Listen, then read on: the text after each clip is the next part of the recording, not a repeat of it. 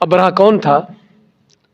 ابرہہ یمن کا بادشاہ تھا جو عیسائی مذہب پر تھا، اور اس نے چونکہ جس طرح ہم نے صاحب کا درس میں ذکر کیا تھا کہ عربوں کا کوئی مرکزی حکومت نہیں تھی، ان کی قبائلی نظام تھا، ہر قبیلہ الگ الگ ان کی سرداریاں اور ان کے الگ الگ نظام تھے۔ تو عربوں کے آس پاس جو علاقے آپ کہہ سکتے ہیں کہ اس وقت کے مہذب علاقے سمجھے جاتے تھے، وہ روم و ایران تھے یا یمن تھا، کہ جہاں پر باقاعدہ مرکزی حکومتیں، وہاں پر فوج لشکر اور یہ ساری چیزیں پائی جاتی تھیں۔ تو ابرہہ جو ہے یمن کا بادشاہ، اس نے اس کے 2-3 بڑے مقصد تھے خانہ کعبہ کو گرانے کے۔ ایک تو یہ ہے کہ عرب جو ہیں سابقہ زمانوں سے لے کر ابراہیم علیہ السلام نے جب سے بیت اللہ کو بنایا تھا، اس وقت سے لے کر عربوں کا بیت اللہ کے ساتھ ایک روحانی تعلق چلا آ رہا تھا۔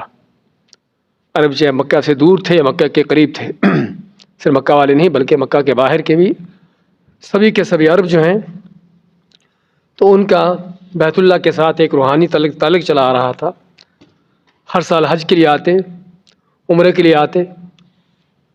ایک تو یہ تھا کہ عربوں کو بیت اللہ سے ہٹایا جائے، تاکہ چونکہ وہ عیسائی کرسچن تھا تو اس نے چرچ بنایا صنعاء میں، اور چرچ بنا کے لوگوں کو حکم دیا کہ بیت اللہ کا حج کرنے کے بجائے اس چرچ کا حج کیا کریں۔ اب عربوں کے لیے حقیقت میں بہت بڑا چیلنج تھا، معمولی سی بات نہیں۔ تو اس میں مختلف روایات آتی ہیں۔ بعض روایتوں میں تو یہ آتا ہے کہ کسی نے اس کے چرچ کو آگ لگا دی، اور بعد میں آتا ہے کہ کسی نے اس میں پخانہ وغیرہ کر دیا، اس کو پلید کیا، اس کو بتانے کے لیے کہ تیرے چرچ کی ہمارے ہاں یہ حیثیت ہے۔ تو اس چیز پر اور بھی وہ سیخ پا ہوا، غصہ میں آیا۔ اور دوسرا اس کا بڑا مقصد جو تھا، جس طرح کہ ہم ذکر کریں گے کیدہم، کہ ان کی چال کو، وہ چال کیا تھی؟ ظاہراً تو اس نے یہ ظاہر کیا کہ میں لوگوں کو بیت اللہ سے ہٹا کر اپنے چرچ کی طرف لانا چاہتا ہوں، لیکن اس کا ایک بنیادی مقصد اور بھی تھا، اور وہ یہ تھا جس طرح ہم نے ذکر کیا تھا سورۃ قریش کی تفسیر میں، کہ بیت اللہ کی وجہ سے عربوں کا تعلق مکہ کے ساتھ اور ان کے تجارتی، یعنی کہ ان کے قافلے اور تجارتی ان کے بڑے تعلقات تھے بیت اللہ کی وجہ سے۔ تو جس وجہ سے ہم نے ذکر کیا تھا کہ قریش جو ہے عربوں میں مالی طور پر سب سے زیادہ مضبوط لوگ تھے۔ تو ایک اس کا مقصد یہ بھی تھا کہ عربوں کی اس تجارت پر جو ہے قبضہ کرنا، تاکہ بیت اللہ کو ختم کیا جائے اور اس چرچ کے ساتھ لوگوں کو منسوب کیا جائے، اور تجارت جو ہے وہ یمن کے ساتھ لوگوں کی ہو، اس چرچ کے حوالے سے ہو۔ تو یہ تھا اس کا مقصد۔ تو چنانچہ وہ 60 اور بعض روایات میں آتا ہے کہ 17,000 کا لشکر لے کر صنعاء سے نکلا اور عربوں کو چیلنج کیا کہ جس میں کسی میں مقابلے کی ہمت ہے تو آ جائے۔ تو ہم نے بتایا ہے کہ عربوں کا قبائلی نظام تھا، تو باقاعدہ مرکزی فوج، ان کے مرکزی حکومت ان کی نہیں تھی، اور نہ ہی ان کے پاس اتنی بڑی فوج تھی۔ یعنی بعض مفسرین کہتے ہیں کہ عربوں کا یعنی کہ فوجی لحاظ سے ان کی اس قدر کمزوری تھی کہ جنگ احزاب، جنگ خندق میں سارے کافر مشرک مل کر، یہودی بھی، مشرکین مکہ بھی، عرب کے عام قبائل بھی، سارے مل جل کر کہاں تک لشکر پہنچا ان کا؟ صرف 10,000 تک۔ یعنی ایڑی چوٹی کا زور لگا کے 10,000 کا لشکر انہیں اکٹھا کر سکے مدینہ پر چڑھائی کرنے کے لیے۔ اسی سے آپ اندازہ لگا سکتے ہیں کہ عربوں کے پاس فوجی لحاظ سے کیا قوت طاقت تھی۔ تو چنانچہ 60,000 یا 70,000 کا لشکر، کون اس کا مقابلہ کرتا؟ لیکن پھر بھی عربوں کے اندر جو دینی غیرت تھی، بیت اللہ کے ساتھ ان کی جو تعلق تھا، اس بنیاد پر بعض قبائل اس کے مقابلے میں آئے۔ بعض قبائل جو رستے میں تھے، یمن کے اور مکہ کے رستے میں، اس کے مقابلے میں آئے۔ لیکن جس طرح کہ نتیجہ ظاہر ہے، ایک طرف صرف چند ہزار اور غیر مرتب فوج ہو اور ایک طرف منظم 60-70 ہزار کی فوج ہو تو نتیجہ کیا ہوگا؟ تو وہ عرب کے قبائل شکست کھاتے رہے، حتیٰ کہ ایک قبیلے کو جب اس نے شکست دی تو ان کے ساتھ معاہدہ یہ طے ہوا کہ وہ ان کو تب چھوڑے گا جب وہ مکہ کی طرف اس کی رہنمائی کریں گے۔ مکہ کا راستہ کہاں پر ہے، کہاں سے کیسے جانا ہے، کیونکہ یہ تو پہلی بار آ رہا تھا اس طرف یمن کی فوج، اور عرب کے لوگ تھے جو مکہ میں جن کا آنا جانا تھا۔ تو خیر اس طریقے سے جو ہے وہ مکہ کی طرف بڑھتا ہے، اور جس میں 9 یا 13 ہاتھی بھی اس کے ساتھ تھے، اور ایک بڑا ہاتھی تھا جسے محمود نام کے جانا جاتا ہے۔ تو وہ کہہ لیجئے کہ وہ ان سبھی کا لیڈر یا ان کا قائد تھا، آگے وہ ہوتا، باقی ہاتھی پیچھے ہوتے، اور جدھر وہ چلتا باقی ہاتھی بھی ادھر چلتے۔ جو چنانچہ یہ چلتا آیا اور آ کے اس نے جہاں پر ابھی مینا اور مزدلفہ ہے، مینا مکہ کی طرف اور مینا سے آگے مزدلفہ ہے عرفات کی طرف، تو تقریباً مزدلفہ یا عرفات اس علاقے میں آ کے اس نے پڑاؤ ڈالا، اور ساتھ ہی اس نے کیا کیا، مکہ والوں کے مویشی جانور، اونٹ بکریاں وغیرہ اس پر قبضہ کر لیا۔ تو چنانچہ اس نے جن اونٹوں پر قبضہ کیا تھا ان اونٹوں میں آپ کے دادا عبد المطلب جو اس وقت مکہ کے سردار تھے، جو بھائی ہمارے سیرت کے دورے میں آئے ہیں، بتایا گیا تھا کہ اس یعنی کہ حادثہ فیل کے 50 یا 55 دن بعد آپ پیدا ہوئے، یعنی آپ صلی اللہ علیہ وسلم اس سال پیدا ہوئے ہیں۔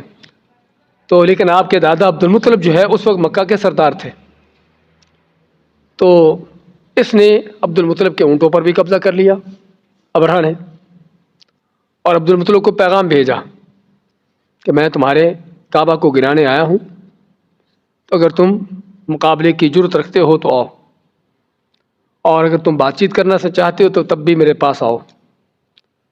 تو جس طرح کے تاریخی روایات میں آتا ہے کہ آپ کے دادا عبد المطلب ابرہہ کے اس کے خیمے میں جاتے ہیں، چونکہ بادشاہ تھا، بادشاہ کو جس طرح سے خیمے ہوتے ہیں شاہی ٹھاٹ باٹ کے ساتھ، تو عبد المطلب جاتے ہیں، اور چونکہ آپ صلی اللہ علیہ وسلم کے دادا قریش سبھی لوگ جو ہے بڑے وجیح لوگ تھے، شکل و صورت کے لحاظ سے بڑی یعنی پرروب شخصیت تھی، تو ان کو دیکھ کر جو ہے ابرہہ بڑا متاثر ہوتا ہے شکل و صورت سے، تو حتیٰ کہ تخت سے نیچے اترتا ہے ان کا استقبال کرنے کے لیے اور اپنے ساتھ بٹھاتا ہے عبد المطلب کو۔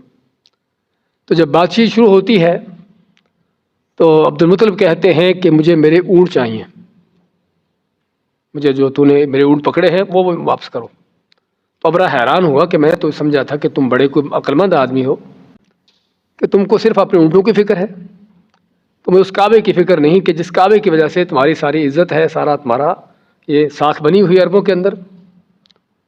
تو یہاں پر اگرچہ یہ لوگ مشرک تھے، توحید ایمان پر نہ تھے، عرب کے یعنی کہ مکہ کے لوگ قریش بت پرست تھے، 360 بت مکہ بیت اللہ میں رکھے ہوئے تھے، لات منات ہبل اس کی پوجا کرنے والے تھے۔ اس نے کیا کہا، بڑا عظیم تاریخی جملہ ہے، اس نے کہا انا رب الابل، کہ میں اونٹوں کا مالک میں ہوں، وللبیت رب یحمیہ، یعنی اونٹ میرے ہیں، مجھے اس کا مطالبہ ہے، اور جہاں تک بیت اللہ کعبہ ہے اس کا رب ہے جو اس کو بچا لے گا۔ یعنی حتیٰ کہ بت پرست ہونے کے باوجود ان کا اللہ کے ساتھ اس قدر عقیدہ، بلکہ مزید روایات میں آتا ہے کہ جب انہوں نے دیکھا کہ وہ ابرہہ کا مقابلہ کرنے پر قادر نہیں ہے، آتے ہیں بیت اللہ کا غلاف پکڑ کر اللہ سے التجائیں کرتے ہیں، گڑ گڑا کر دعائیں کرتے ہیں کہ اللہ تیرا گھر ہے، تو نے اس کو بچانا ہے، ہم اس کو بچانے پر قادر نہیں ہیں۔ وہاں پر انہوں نے کسی لات منات ہبل کسی بت کو نہیں پکارا کس کو؟ صرف اللہ کو، اور یہی ان کا حال تھا، صرف اس موقع پر نہیں، قرآن کریم میں کئی جگہوں پر اللہ نے ذکر کیا ہے کہ جب یہ عرب کے مشرک کسی مصیبت میں پھنستے تو اپنے تمام معبودوں کو بھول جاتے اور صرف اللہ کو پکارتے۔ اور خیر عبد المطلب نے اپنے اونٹ واپس لیے اور آگے، اور آ کے قریش کو کہا کہ دیکھو تم لوگ مقابلہ کرنے پر قادر نہیں ہو، ایسا کرو اپنے اہل و عیال کو لے کر پہاڑوں پر چڑھ جاؤ، نکل جاؤ، کیونکہ بادشاہ ہے فوج 60-70 ہزار کی مکہ میں داخل ہوگی تو کیا حال ہوگا، دنگا فساد مچائیں گے جس طرح کہ ہوتا ہے۔ تو انہوں نے اپنے دفاع کے لیے کیا کہا کہ اپنے بچوں، عورتوں بچوں کو لے کر جو ہے پہاڑوں پر نکل جاؤ تاکہ محفوظ ہو جائیں۔ تو خیر اس کے بعد ابرہہ نے جب دیکھا کہ اس کا مقابلہ کرنے والا کوئی نہیں، اب اس نے مکہ کی طرف پیش رفتی شروع کی۔ تو جس طرح ہم نے بتایا ہے کہ مزدلفہ یا عرفات میں ٹھہرا ہوا تھا، اب وہاں سے چلتا ہے مینا کی طرف، اور مینا سے آگے مکہ تھا۔ تو مزدلفہ اور مینا کے درمیان وادی محصر کے نام سے آج بھی وہ جگہ موجود ہے۔ تو ایک وقت وہ تھا جب ہمیں بلکہ آنکھوں سے اپنی خود دیکھا، اپنی آنکھوں سے کہ واقعی وادی تھی، یعنی تھوڑی نیچی جگہ تھی۔ اب تو تقریباً اس کو سب جگہ برابر کر دی گئی ہے، کیونکہ سارے اس جگہ پر خیمے لگتے ہیں حاجیوں کے۔ تو واقعی وادی تھی، اس کے کہتا وادی محصر، اس کا نام بھی محصر کیوں ہے؟ وہ اسی وجہ سے، محصر کا معنی کسی کو بند کر دینا، روک دینا۔ ابرہہ جب اپنے ہاتھی، تمہیں بتایا کہ سب سے آگے اس کا بڑا ہاتھی ہوتا تھا اور باقی ہاتھی، باقی فوج اس کے پیچھے ہوتی تھی۔ تو جب وہ لے کر چلتا ہے اس کو، اس جگہ پر جب پہنچتے ہیں وادی محصر، تو اس کا بڑا ہاتھی آگے بڑھنے سے انکار کر دیتا ہے۔ اگر اس کو کسی اور طرف پھیرتے ہیں تو دوڑتا چلا جاتا ہے، لیکن مکہ کی طرف اس کو پھیرتے ہیں تو آگے بڑھتا ہی نہیں۔ یہ اللہ کی تدبیر تھی، اور اس سے معلوم کیا ہوتا ہے کہ کائنات کی ہر چیز اللہ کے حکم کے تابع ہے، چاہے وہ بے عقل جانور بھی کیوں نہ ہو۔ تو خیر اب وہاں پر ہاتھی رک جاتے ہیں، آگے نہیں بڑھتے۔ اسی کشمکش میں پرندے آتے ہیں سمندر کی طرف سے، چھوٹے چھوٹے پرندے تھے۔ ان پرندوں کو ہمارے ہاں ابابیل کہتے ہیں، لیکن ابابیل ہم بتائیں گے کہ پرندوں کا نام نہیں ہے۔ ابابیل کا نام جھنڈ کے جھنڈ، چاہے وہ انسانوں کے جھنڈ ہوں، جانوروں کے ہوں، پرندوں کے ہوں، سمجھے نا، وہ اس چیز کو ابابیل کا نام دیا جاتا ہے۔ تو اب یہ پرندے آتے ہیں، چھوٹے چھوٹے پرندے تھے۔ تو ہر پرندے کے ایک کینکر ان کے چونچ میں، اور ایک ایک کینکر ان کے دونوں پنجوں میں، 3 کینکر ان کے پاس۔ اور چھوٹے پرندے کتنے بڑے کینکر اٹھائیں گے؟ ان کینکروں کے حوالے سے تفصیلات آتی ہیں، کہہ لیجیے مٹر کا جو چھوٹا دانہ ہوتا ہے اس کے برابر۔ تو یہ کینکر تھے ان کے پاس، اور انہوں نے آ کر اوپر سے برسانا شروع کیے۔ اللہ نے ان کینکروں سے وہ کام لیا کہ جو آج کی بڑی سخت ترین گولیوں کا کام بھی نہیں ہوتا۔ وہ کینکر ان کے سر سے داخل ہوتا اور نیچے سے نکلتا۔ ایک تو یہ کام ہوا، اسے آپ پڑھتے ہیں فجعلہم کعصف مأکول، ان کو کھائے ہوئے بھس کی مانند بنا دیا، کہ پوری فوج جو وہاں پر تباہ ہوتی ہے اس انداز سے۔ اور دوسرا ان کینکروں کا یہ تھا کہ جس کو لگتا اس کو خارش شروع ہو جاتی، اس کا جسم جھڑنا شروع ہو جاتا، اس کے جسم سے گوشت جو ہے جھڑنا شروع ہو جاتا۔ یہ بھی تھا، یعنی اللہ تعالیٰ نے ان کینکروں کے اندر مختلف خاصیتیں رکھی تھیں۔ ایک تو جسم، پورے جسم کو پار کرنا، اور دوسرا اس کے اندر کوئی ایسی مادہ رکھ دیا تھا اللہ نے کہ جس کو لگتا اس کا جسم جو ہے جھڑنا شروع ہو جاتا۔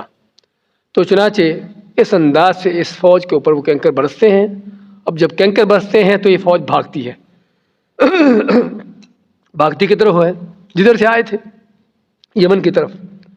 تو یمن کی طرف بھاگتی ہے، کچھ تو کافی لوگ تو یہیں پر ہلاک ہو جاتے ہیں وادی محصر وغیرہ اس علاقے میں ہی، اور باقی جو ہے وہ پورے مکہ سے لے کر یمن کے رستے صنعاء تک پورے رستے میں گرے پڑے ہیں، کوئی یہاں پر گر رہا ہے، وہاں پر آگے گر رہا ہے، یعنی اور یہ بھی اللہ تعالیٰ کی طرف سے تدبیر تھی۔ اللہ تعالیٰ چاہتا تو سبھی کو وہاں پر ہلاک کر دیتا، لیکن چونکہ اس وقت چونکہ میڈیا نہیں تھا، اور اللہ نے یہ عبرتناک سزا لوگوں کو دکھانا تھی، تو دکھانے کے لیے پھر اللہ نے کیا کیا، جو وہاں پر مر گئے، ہلاک ہو گئے، باقی فوج بھاگتی یمن کی طرف، اور وہ پھر رستے میں گرتے پڑتے چلے جاتے ہیں، اور پورا رستہ جو ہے وہ فوج جو ہے گر رہی ہے، مر رہی ہے، اور اس انداز سے صنعاء تک ان کی فوج اس انداز سے گری پڑی تھی۔ اور بذات خود ابرہہ جو تھا بادشاہ، اس کے متعلق کہا جاتا ہے کہ وہ اس قدر سکڑتا چلا گیا، حتیٰ کہ صنعاء پہنچنے تک ایک چوزے کی طرح ہو گیا، اور وہاں پر جا کر ہلاک ہوتا ہے، وہاں پر جا کر مرا۔ تو یہ ہے سورۃ الفیل۔